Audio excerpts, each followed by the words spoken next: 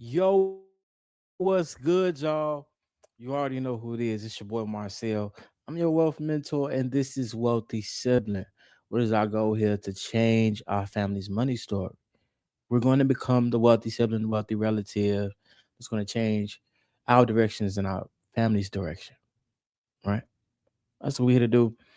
And because it's that good season, that blessed season, and ironically, it's also February, but it's that tax season. And so with that, especially because I just did it, and I want to share this thought process because I want to try and catch you before you get to that. I'm finna go on vacation. I'm finna buy a new car.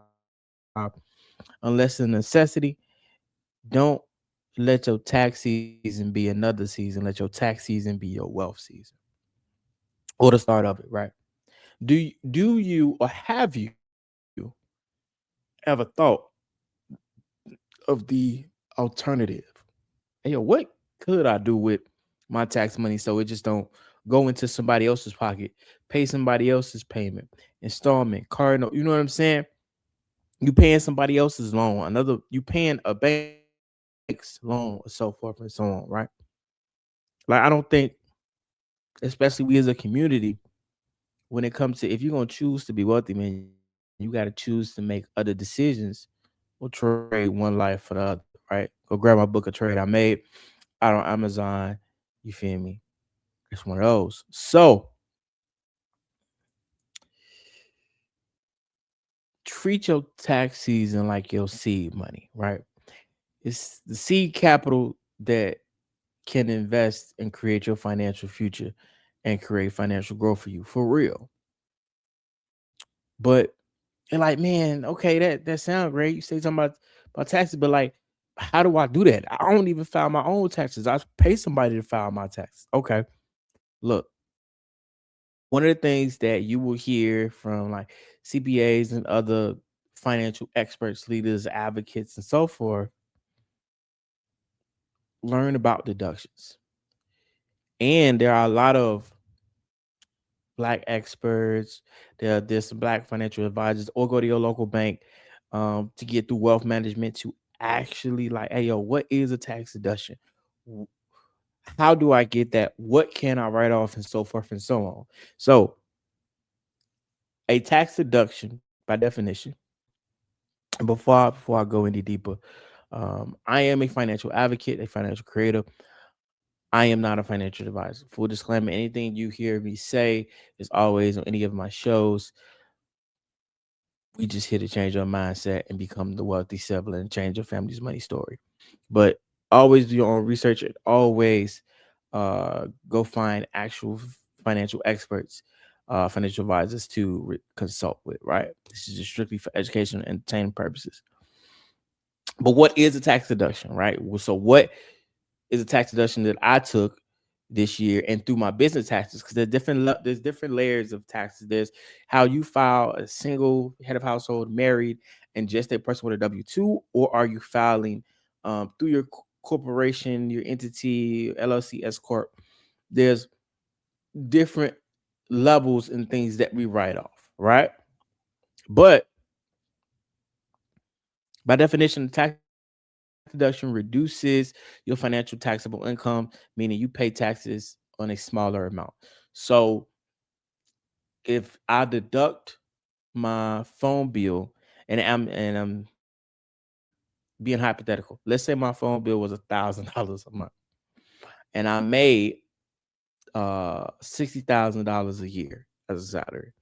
I can deduct 10,000 plus 12,000 because it's 12 months in a year. So really be $12,000 from my overall income that came into my house if I used my phone for business purposes in regards to like how I would write it off.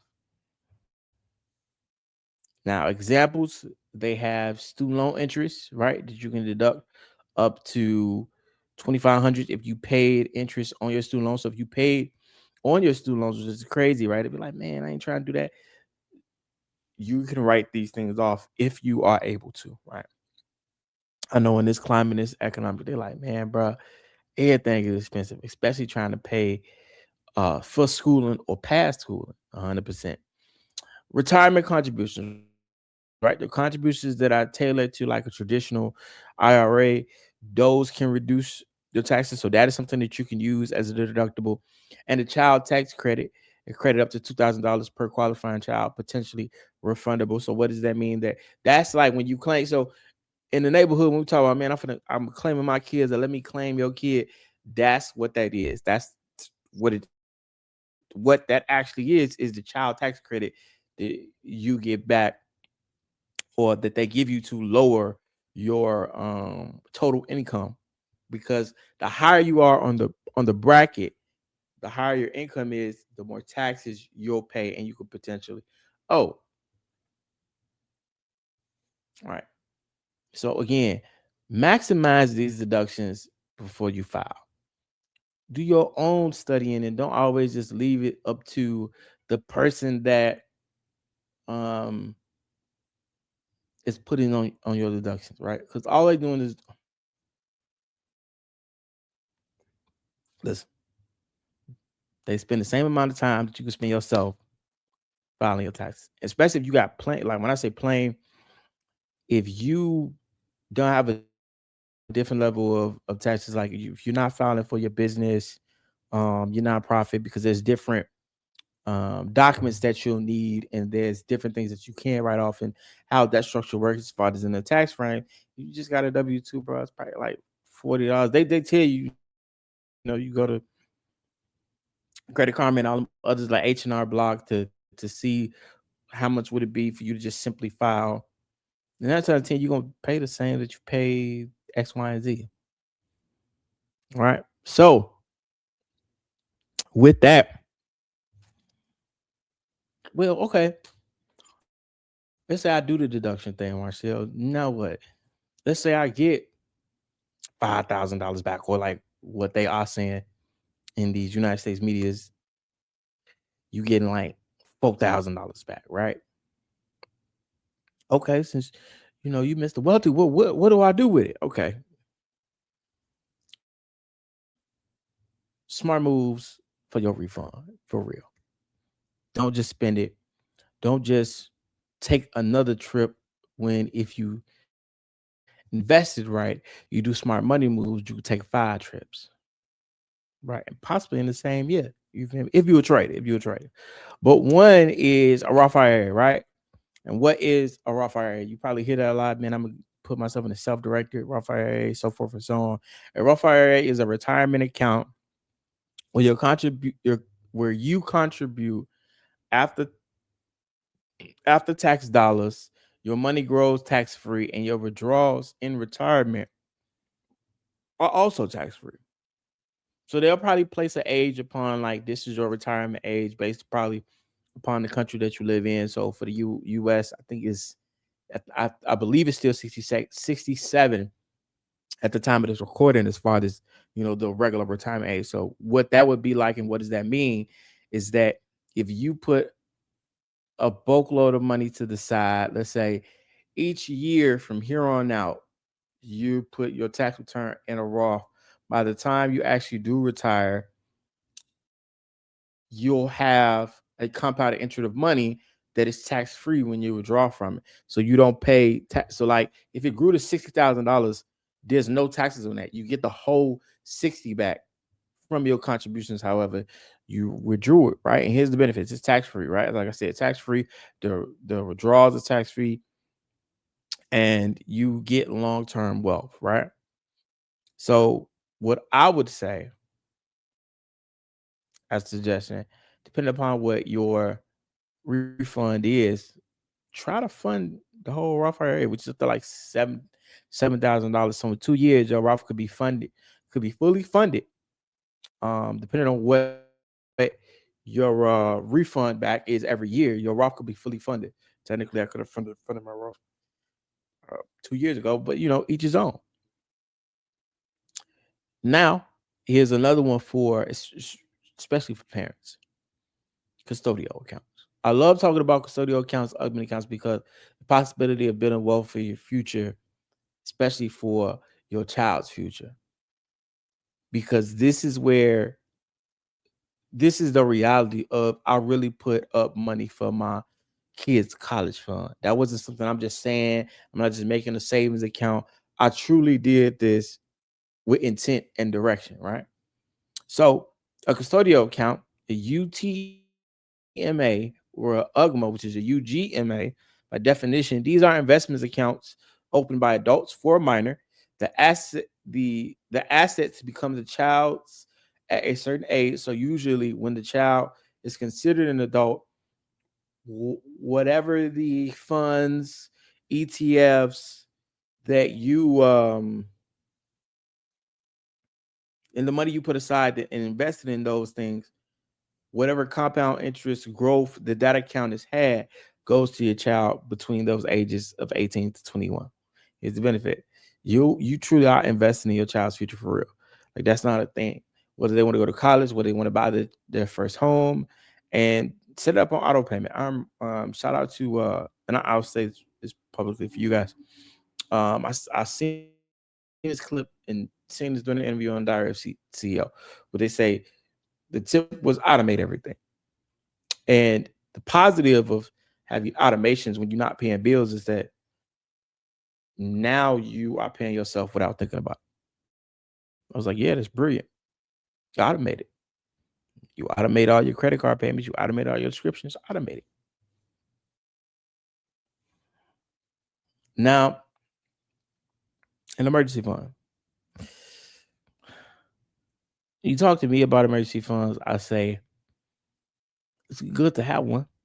You need one, but I feel like you can create, and this is just my personal opinion, you can create an emergency fund and it still grows for you, right? So I would still have my emergency fund in a savings account, sure, but it would be a high yield savings account. As well, let's say this emergency that I'm preparing for doesn't happen until 5 years later, I'm straight. And it grew all while I was still stacking my bread and putting money up. But what is an emergency fund by definition? It's cash reserve, right? That you set aside unexpectedly for most rainy expenses, 3 to 6 months, and you protect yourself, you protect your loved ones. Car breakdown, we kind of know what that is. But I still like to anyone who may have never heard these terms and some of these, I want you to be locked in and like, yo, my mentor Marcel gave me, a step by step, gave me the definitions, gave me suggestions, and it was on me to lock in. But getting into it, if you are a family man, how are you focused on your family's financial growth? Do you know what a 529 plan is? By definition, 529 plan is a tax advantage savings plan designed to encourage saving for a future educational cost. So this is specifically like if you want your kid to go to school, you specifically want to save for your kid's college fund. So it's tax the earnings on it is tax free. So again, what is tax free? That means that if it gets up to $60,000, they're not saying that you owe $5,000 in taxes. They're not saying that there's a penalty. You will get that same $60,000 plus the compound interest that accrued from the money back to you, flat, no fee, none of that. That's my 60. That's my 60. That's what that means when they say tax free. For qualified educational expenses, and they should, when you file the plan, they should have an outline of like, hey, these are the public or private or whatever institutions, educational institutions, it's gonna pay for your kids' school. Oh, straight like that, straight like that. And then this is a great way, like you get a lump sum of money every year. And no, I don't. That's what a tax refund is. You get a lump sum of money every year, but what are you taking the opportunity with it? Like, what are we doing with it? Are you teaching your kids about money? Right? Are you even mentioning to them, or are you steady saying that, oh, it's not a child's place to worry about what I'm bringing home or how much money I made or who is doing what? No, but it's your child's future that's going to be in jeopardy if you don't change the conversations. your future will stay in jeopardy if you don't change the mindset. Straight like that. Straight like that. And lastly but not least,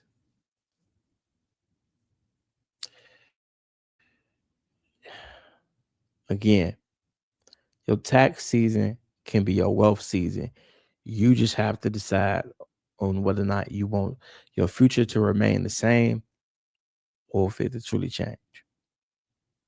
Start an investment account. Start your LLC for this business that if you believe it's $1 million business, this is your startup fund. It's going to have to come from you, but at least then you can show when you start applying for grants and bank loans that, yo, this is the investments. This is the first set of deposits that I've made that can count as your revenue, right? Let's say you got gifted some money from somebody else during tax season as your startup revenue cost. So when you go to the bank, you say, hey, these are the deposits that was made. I want to apply for a X, Y, and Z business loan, right? You can go to a few of these incorporated companies to help you start up your LLC, right? In the state of Illinois, the filing fee for the LLC is like $150. So when I say that there's opportunities that can change your life if you lock in and not just spend your tax refund on another vacation that's gonna cost you some money and it's gonna be a one-time thing and not a life-changing thing. Those are two different things. One-time piece of fun and life-changing. It's all depending on your opportunity. But you get in this lump sum of money every year. But are you gonna have the same mindset with that lump sum? Or are you gonna decide to say, no, this year I'm gonna lock in. This year is gonna be different. This year I'm gonna utilize the things that I've been learning from Marcel, from the other financial people, especially the Black people who've been trying to move the culture forward, change the money story. I'm gonna be that type of brother, type of sister, and say, okay, man, I can't start my Roth this year. Man, I can't start trading this year. Options to futures, what they're get my own country, God benefits that I have is giving me an opportunity to utilize free money to make more money, whether it's from my business, from trading. Like what we talking about? This happens once a year from you. This might as well be your Christmas. But make this a Christmas that's gonna be worthwhile. You see what I'm saying? Make this a Christmas that's gonna be worthwhile.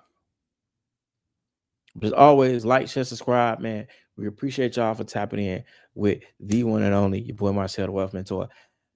This is Wealthy Sibling. Who else is gonna change our money story if it's not us? You